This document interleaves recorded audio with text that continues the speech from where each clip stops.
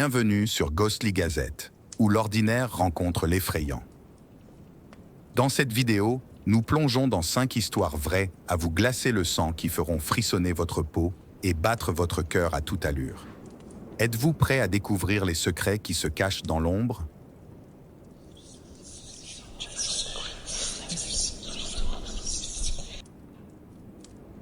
J'adore faire de longues randonnées dans les bois du New Jersey. Il y a quelque chose de apaisant à être entouré par la nature, loin du bruit et du chaos de la vie quotidienne. Parfois, je prends des sentiers étroits tracés par des cerfs qui serpentent à travers la forêt dense, me menant à des endroits que peu de gens voient jamais. Lors d'une de ces randonnées solitaires, je suis tombé sur quelque chose qui me hante encore aujourd'hui. C'était une matinée d'automne fraîche, et l'air était frais et revigorant. Je marchais depuis des heures, tissant à travers les broussailles denses et suivant les traces faibles laissées par les cerfs. Plus je m'enfonçais, plus cela devenait silencieux. Aucun bruit de route lointaine ou de bavardage de personnes, juste le bruissement des feuilles et le chant occasionnel d'un oiseau. C'était parfait. À mesure que j'avançais, j'ai remarqué que le sol commençait à s'enfoncer légèrement et le sentier devenait plus étroit. Je devais me baisser sous des branches basses et enjamber des racines enchevêtrées. Soudain, j'ai émergé dans une petite clairière, et c'est là que je l'ai vu, un trou de 2 mètres de profondeur, environ 60 cm de large et 1,50 m de long. Il venait d'être creusé, la terre était empilée soigneusement à côté. Ma première pensée a été que c'était un piège pour animaux, mais il n'y avait aucun signe de mécanisme ou d'appât. J'ai regardé autour de moi, m'attendant à trouver quelqu'un à proximité, mais les bois étaient silencieux. Il n'y avait ni pelle, ni outils, rien qui suggère une activité récente. Le trou était juste là. Une sensation de malaise a commencé à m'envahir, mais je l'ai chassé et j'ai décidé de continuer ma randonnée. Après tout, c'était le New Jersey, et des choses étranges se produisent tout le temps, non? Plus tard dans la soirée, j'ai rencontré un ami qui vit dans le New Jersey depuis toujours. Alors que nous discutions autour de quelques bières, j'ai mentionné le trou étrange que j'avais trouvé dans les bois. Son visage est devenu sérieux et il s'est penché plus près. « Tu sais ce que ça pourrait être, non ?» a-t-il demandé. J'ai secoué la tête, réellement perplexe. « C'est une tombe de la mafia », a-t-il dit, sa voix à peine plus qu'un murmure. Les mafieux creusent d'abord le trou, puis amènent le corps plus tard. Sinon, ils risquent de se faire prendre avec un corps dans le coffre pendant qu'ils creusent. Un frisson m'a parcouru l'échine. Soudain, l'image de ce trou solitaire dans les bois a pris une signification sinistre. J'étais tombé sur une tombe destinée à quelqu'un qui avait croisé les mauvaises personnes. La mafia n'était pas juste une histoire qu'on entend dans les films. C'était réel, et c'était ici, dans les bois, que j'aimais tant. Au cours des jours suivants, je n'ai pas pu me débarrasser de ce sentiment de terreur qui s'accrochait à moi. Chaque fois que je fermais les yeux, je voyais ce trou et j'imaginais le corps sans vie qui pourrait bientôt le remplir. Je pensais aux membres de la mafia, revenant furtivement sous le couvert de la nuit, déversant leur sinistre cargaison et la recouvrant, ne laissant aucune trace derrière eux. Depuis ce jour, mes randonnées n'ont plus jamais été les mêmes. Les bois qui autrefois ressemblaient à un sanctuaire semblaient maintenant cacher des dangers invisibles. Chaque bruissement de feuilles ou craquement de brindilles faisait battre mon cœur à toute vitesse, et je me retrouvais constamment à regarder par-dessus mon épaule. Je ne pouvais pas échapper au sentiment que j'avais vu quelque chose que je n'étais pas censé voir, et que les ombres me surveillaient, attendant le bon moment. Je fais encore de la randonnée, mais je reste sur les sentiers bien fréquentés maintenant, évitant les parties plus profondes et plus sombres des bois.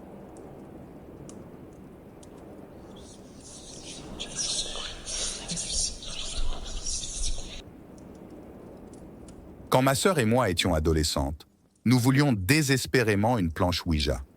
Nous pensions que ce serait amusant, un moyen de passer le temps et peut-être, juste peut-être, de communiquer avec les esprits.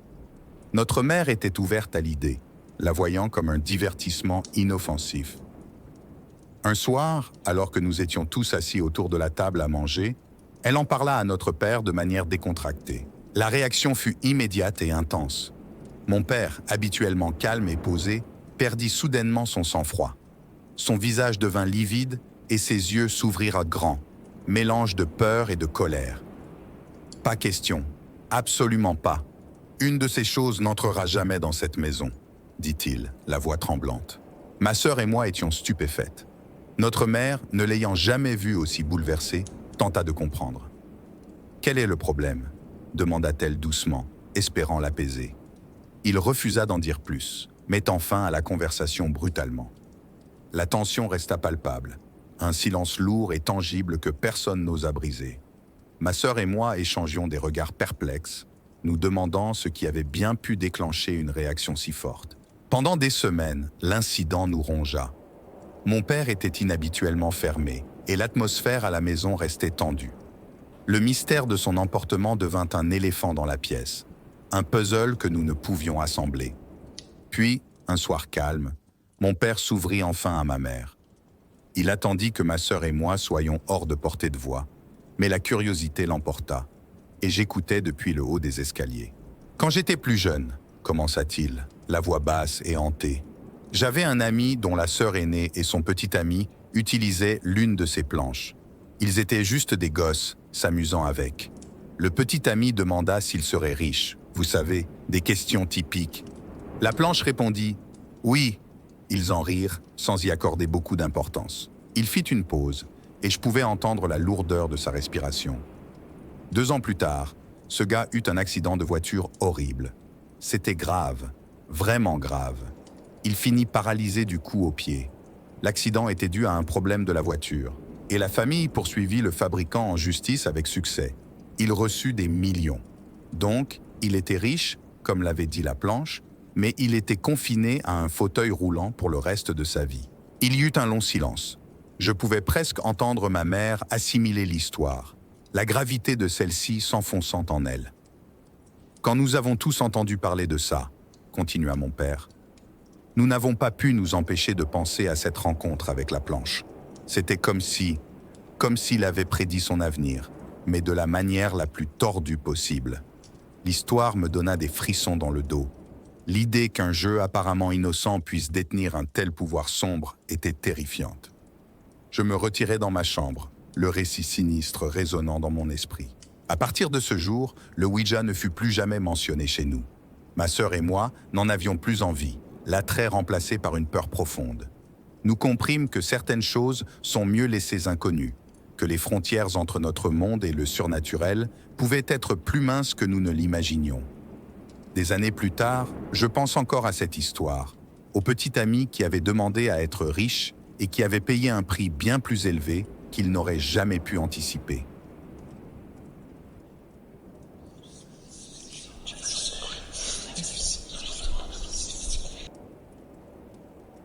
J'ai grandi dans une vieille maison en Floride.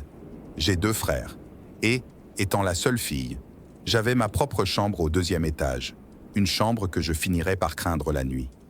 Nous avons vécu dans cette maison jusqu'à ce que nous déménagions quand j'avais 17 ans. Je ne me souviens de rien d'étrange avant mes 15-16 ans.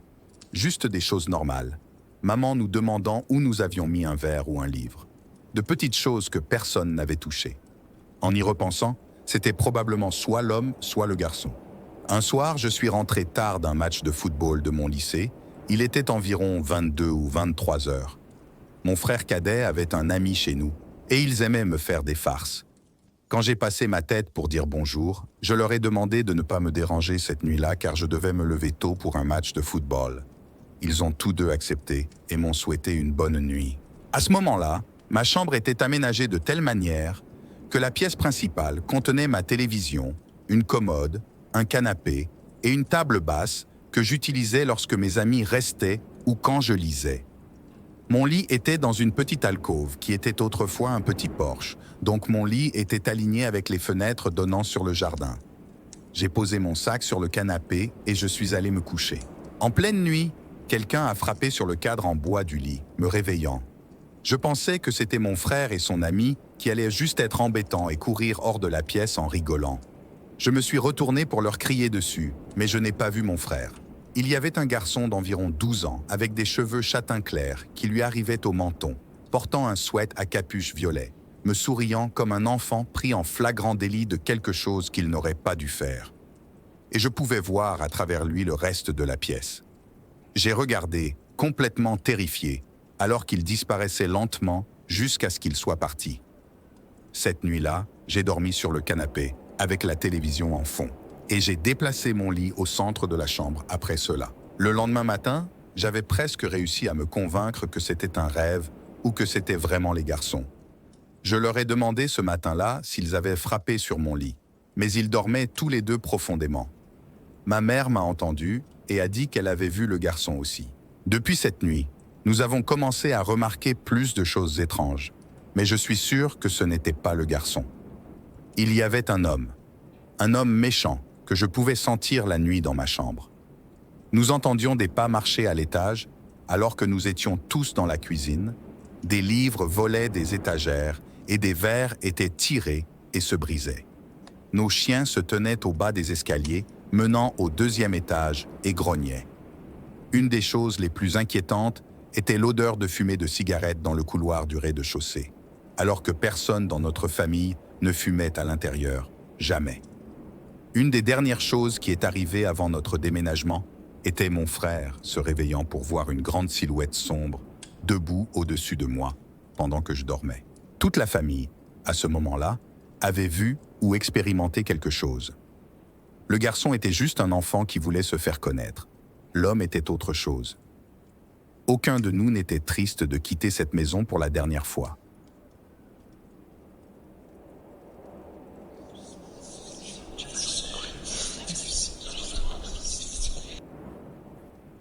Il y a quelques semaines, quelques amis et moi avons décidé d'emmener nos enfants faire une promenade sur un chemin familier qui passait près des voies ferrées près de chez moi. C'était une après-midi fraîche et claire, et les enfants riaient et jouaient tandis que nous marchions, discutant de la vie quotidienne. Alors que nous approchions des voies ferrées, nous avons entendu le grondement lointain d'un train. Nous avons rapidement rassemblé les enfants et nous nous sommes dépêchés de traverser, évitant de justesse un accident alors que le train passait à toute vitesse. L'incident nous a tous fait peur, mais nous l'avons rapidement oublié et avons continué notre promenade, l'excitation se dissipant dans le flot de nos vies bien remplies. Quelques semaines plus tard, je me suis retrouvé à marcher seul sur le même chemin, profitant de la tranquillité du début de soirée. Le ciel commençait à s'assombrir, projetant de longues ombres sur le chemin. En approchant des voies ferrées, j'ai décidé d'envoyer quelques mémos vocaux au même groupe d'amis, leur donnant des nouvelles des plans pour le week-end et partageant une histoire drôle de ma journée. Je parlais dans mon téléphone, ma voix résonnant légèrement dans le calme environnant. Juste au moment où j'allais traverser les voies, le bruit familier d'un train approchant a atteint mes oreilles. Je me suis arrêté, attendant qu'il passe, le grondement devenant de plus en plus fort à chaque seconde. Le sifflement du train a retenti, un son assourdissant qui a rempli l'air. J'ai terminé mon mémo, mentionnant le bruit fort du train, puis j'ai continué mon chemin. Plus tard dans la soirée, j'ai décidé d'écouter les mémos vocaux, curieuse de savoir si ma voix était audible au milieu du bruit tonitruant du train. En écoutant l'enregistrement, j'ai entendu ma propre voix parler, le grondement du train se faisant entendre en arrière-plan. Mais ensuite, juste avant que le sifflement du train ne retentisse, j'ai clairement entendu la voix d'un garçon crier un avertissement. « Attention !» Je me suis figé, mon cœur battant la chamade. Il n'y avait personne dans la rue avec moi à ce moment-là. J'ai rejoué le mémo plusieurs fois. Chaque fois, la voix du garçon était indéniable. C'était un cri clair et urgent, coupant à travers le bruit du train avec une clarté glaçante.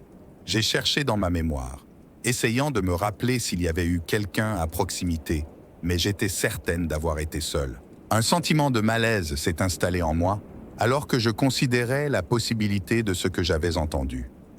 Qui était ce garçon?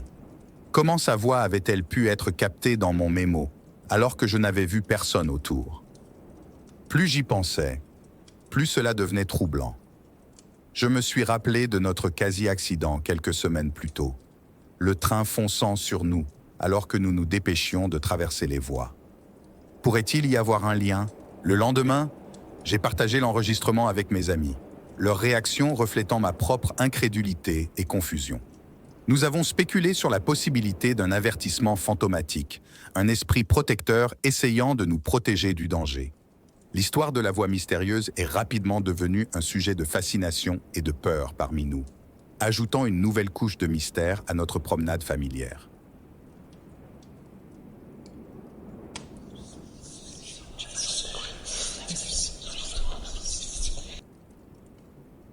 J'adorais jouer avec des Legos quand j'étais enfant.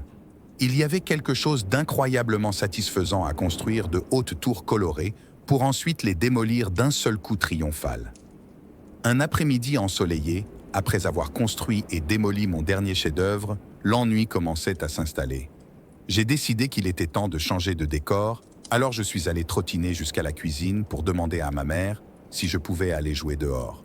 Elle m'a souri et m'a dit « Tu peux, mais d'abord, tu dois ranger les briques que tu as laissées sur le sol de ta chambre. » J'ai soupiré, mais j'ai accepté. Je suis retourné vers ma chambre, ressentant déjà l'appel du soleil chaud de l'extérieur. Cependant, en arrivant à la porte de ma chambre, je me suis arrêté net. Là, accroupi sur le sol, se trouvait mon petit frère, ramassant avec diligence mes Legos éparpillés. La pièce était baignée de lumière, et il semblait très concentré sur sa tâche, ses petites mains ramassant méthodiquement les pièces en une pile. Surpris et un peu soulagé, je suis retourné en courant à la cuisine et j'ai dit à ma mère « Ce n'est pas grave, maman.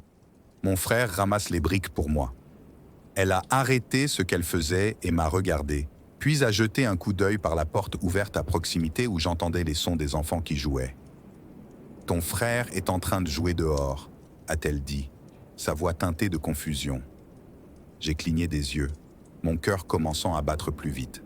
« Mais je viens de le voir dans ma chambre, » ai-je insisté. Ma mère a secoué la tête, une inquiétude traversant son visage. « Va vérifier encore, » a-t-elle suggéré doucement. Je suis retourné en courant à ma chambre, l'esprit en ébullition. En arrivant à la porte cette fois-ci, j'ai trouvé la pièce sombre et vide.